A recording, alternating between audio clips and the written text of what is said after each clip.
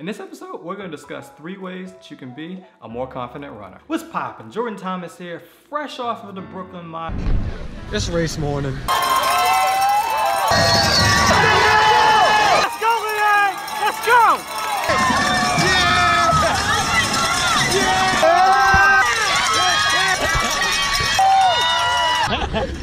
This event was amazing. There was the open mile, there was the elite mile, there was the people's mile, there was even a 4x4. Such a great event. This is my 3rd year doing it. And coming out of that event, I just walked away just like beaming with confidence, was really excited about the overall experience. Today I'm here with an episode that's gonna be really near and dear to my heart, and that's about how to deal with pre-race anxiety and how to be a more confident runner. Listen, when it comes to running, it can be anxiety driven. You're worried about times, you're worried about looking good. You wanna worry about getting those banger photos up for Instagram. Now back in May, when I did my first official mile race, I talked about, as I toed the line, that I was pretty nervous. I hadn't felt that way in a really long time and wasn't really sure how to manage it. And I felt like the race was somewhat out of my control, but walking into this race, I was under a lot more control, and I wanna go over 3 things that I put into place to help set me up for success. Number 1 is I chose a tune-up race. A tune-up race is just gonna help set you up so that you're able to practice various aspects of the things that you wanna do on your target race. So say you're a marathoner, this could be a 10K or a half marathon.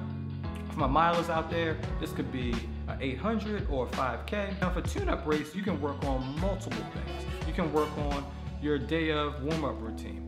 You can work on what your meal strategy is gonna be throughout the week. You can work on aspects of your given race. For the Brooklyn Mile, came through in a super major way because I knew that I would see people there that I knew. I knew that I would find people who were about at my pace and even faster, so I could gauge better where I belonged in the given race. And so for me, I wanted to work on what my day of warm-up routine was gonna be, what I was gonna wear, and I wanted to work on one aspect of my overall race, well actually 2 aspects of my overall race strategy. This helps deal with the anxiety of the unknown. By spreading out the overall pressure of having to perform on one given race, you spread it out across maybe a couple, and so that way you're a little bit more familiar with what's going on. Number 2, let's talk about setting multiple goals. One of the biggest anxieties that is associated with racing is the fear of performance. It just is.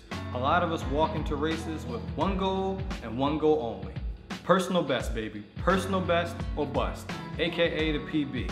The problem with that is, what happens if the weather is windy? What happens if the weather is cold?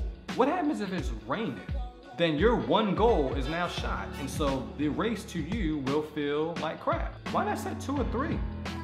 And here's what I do with the type of goals that I have. I set them up according to the 3 primary reasons that I run. So the first one, listen, I am here to compete.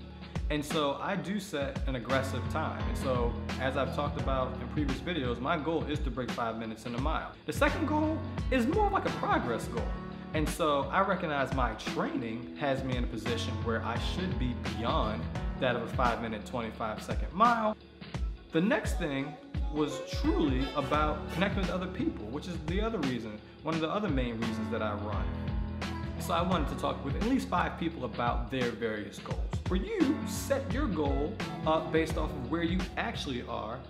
Still have your goal that you want to achieve. Number 3, and this was kind of like a catch-all in a lot of ways, but it's just dealing with those nagging, negative talk, just fears that deal with our lack of belief in ourselves. And the way to get over that in a lot of ways is visualization. If you think about worry as negative meditation, that visualization or using your imagination can help counteract that. And one of the things you can do to help supplement or augment that visualization is use your training log. If you know that your goal is to run a 3-hour marathon, you look at your training log and see that, you know what, during those intervals, you were able to hit close to that pace. On some of your longer runs, you were able to hit that mileage. The thing is with this is that for some of us, looking at our training logs becomes like this aggravating thing because you realize that, hey, you didn't hit the plan exactly. Here's the best part about this. I like what one of the Nike running coaches said, that our training logs should be written in pencil and not pen, Meaning that, yo, stuff goes wrong. Like, we are, unfortunately, in this case, not robots. Things happen. You get stressed out at work. Family member takes ill. Our ability to manage that chaos is just a part of the running journey. It relates to a given day is to be at your best on that given day.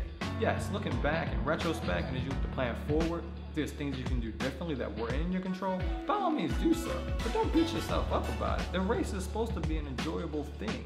And so having that mentality, having the mentality of, hey, things might not go perfect, but I can be as best as I can on a given day, is gonna help give you some additional confidence, because at some point you're just gonna be like, let me just go see what I got. And that might be all you actually need in order to hit the goals that you want, enjoy the race, and you'll walk away feeling more confident. I really hope this has been helpful.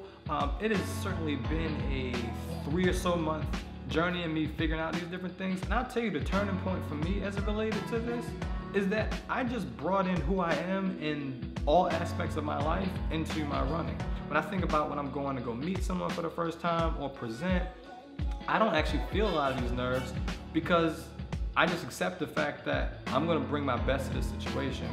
It might not work, and I can live with those consequences. Also, in a lot of these instances, I just have more belief in what it is that I'm gonna do than I have unbelief, honestly. And a lot of that just comes to the fact that I'm a Christian. I believe that God set me up in a way that He wants me to win.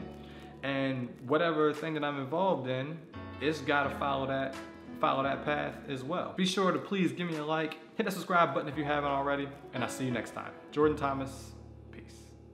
3, 2, 1, yeah! All right, we're good.